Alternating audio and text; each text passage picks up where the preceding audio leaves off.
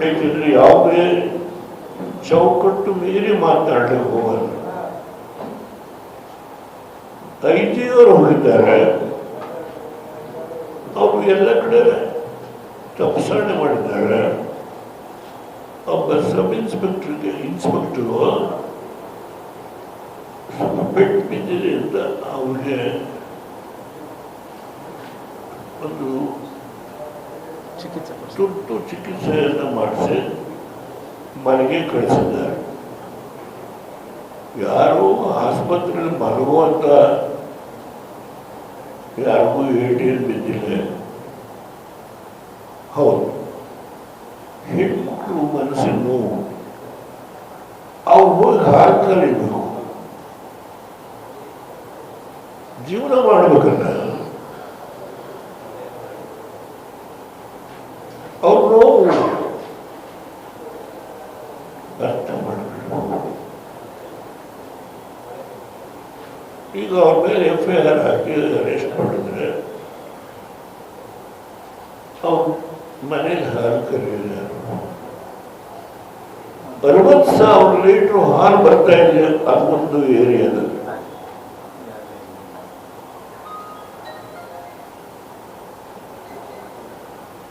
ನಾನು ಶಾಸಕರಾಗಿ, ಮುಖ್ಯಮಂತ್ರಿಯಾಗಿ ಆ ಕ್ಷೇತ್ರ ಅಭಿವೃದ್ಧಿಗೆ ನನ್ನ ಕೈಯಾಗಿ ಕೆಲಸ ಮಾಡಿದ್ದೇನೆ. ರಾಮನಗರ, ಚನ್ನಪಟ್ಟಣ,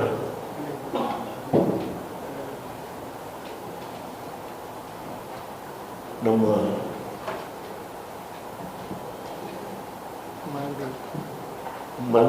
ಮುಖ್ಯಮಂತ್ರಿಗಳ ಊರು. ಅದರ ಪಕ್ಕದಲ್ಲಿ ಇನ್ನೊಂದು ಕ್ಷೇತ್ರ ಇದೆ, ಕನಕಪುರ ಅಲ್ಲ, ಅದಕ್ಕೆ ಬೇರೆ ನಮ್ಮ ಶಿವಲಿಂಗಿ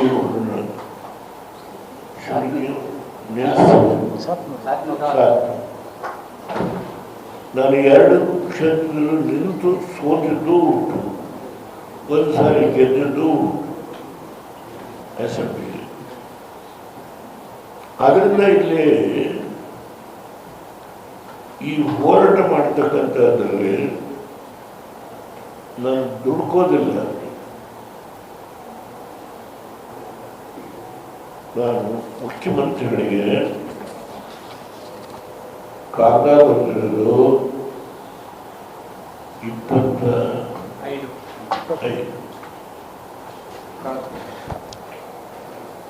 ಇವತ್ತು ತಾರೀಖು 25,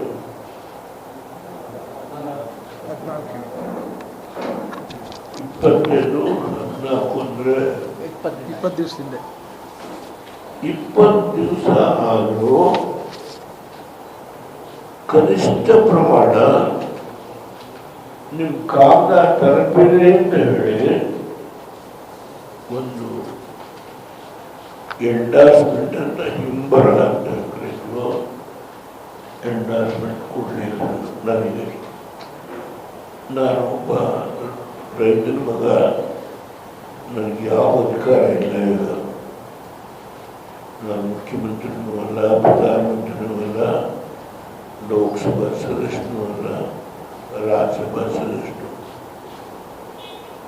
ಆದರೆ ಒಬ್ಬ ರೈತನ ಮಗನಾಗಿ ನಾನು ಪತ್ರ ಬರೆದು ಒಂದು ಎಂಡಾರ್ಸ್ಮೆಂಟ್ ಕೊಡುವ ಸೌಜನ್ಯತೆ, ಬಿಡುವಿಲ್ಲದ ಕಾರ್ಯಕ್ರಮ.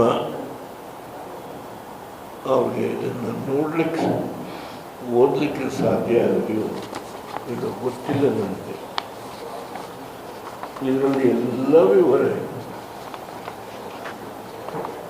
ಪ್ರತಿಯೊಂದು ವಿವರ ಇದೆ. ದಯಮಾಡಿ ಮಾಧ್ಯಮ ಸ್ನೇಹಿತರಲ್ಲಿ ವಿನಂತಿ ಮಾಡಿದರೆ 1, 2,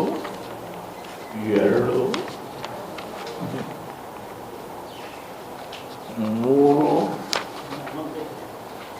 4, 5, 6 ಬರಬೇಕಾಗುತ್ತೆ. ಎಲ್ಲ ವಿವರ ಮಾಹಿತಿಯನ್ನು ಈ ಕಾಲದಲ್ಲಿ ನಾನು ಅವರ ಗಮನಕ್ಕೆ ತರಲಿಕ್ಕೆ ಇಚ್ಛೆಪಟ್ಟೆ. ಅವರು ಒಬ್ಬ ರೈತನ ಮಗ, ಅವರು ರೈತರ ಸಂಕಷ್ಟದ ಬಗ್ಗೆ ಕಾಳಜಿ ವಹಿಸ್ತಾರೆ ಇರ್ತಕ್ಕಂಥ ಭಾವನೆ ಇವತ್ತು ಇದೆ, ನಾಳೆಗೂ ಇದೆ. ಲಗ್ನ ಹೌದು, ನೀವು ಲೇಔಟ್ ಮಾಡಬೇಕು. ಹಿಂದೆ ಕುಮಾರಸ್ವಾಮಿ ಅವರು ಪ್ರಯತ್ನ ಮಾಡಿದಾಗ